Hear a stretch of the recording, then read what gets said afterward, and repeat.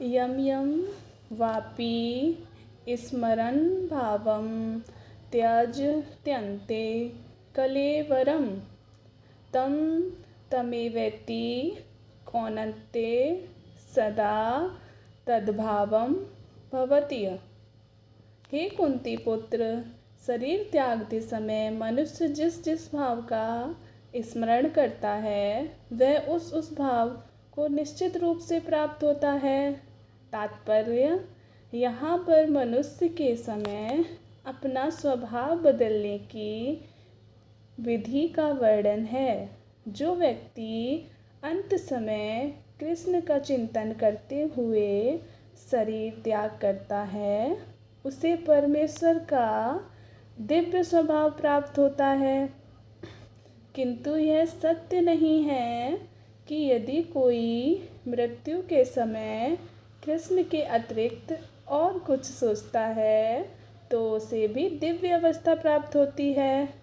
हम इस बात पर विशेष ध्यान देना चाहिए कि कोई मन की सही अवस्था में किस प्रकार मरे।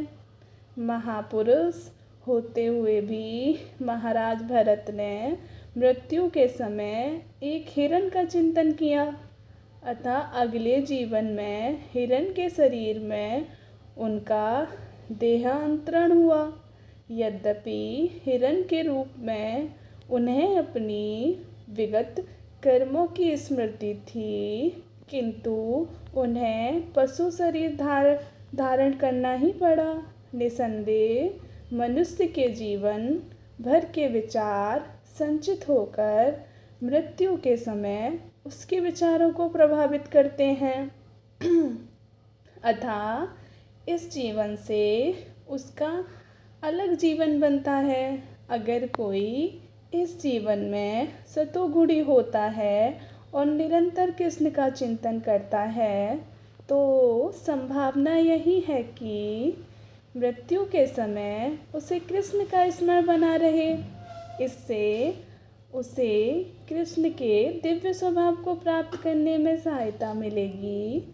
यदि कोई दिव्य रूप से कृष्ण की सेवा में लीन रहता है तो उसका अगला शरीर दिव्य यानी आध्यात्मिक ही होगा, भौतिक नहीं। अतः जीवन के अंत समय अपने स्वभाव को सफलतापूर्वक बदलने के लिए हरे कृष्णा कृष्ण कृष्णा हरे हरे हरे रामा जप करना सर्वश्रेष्ठ विधि है।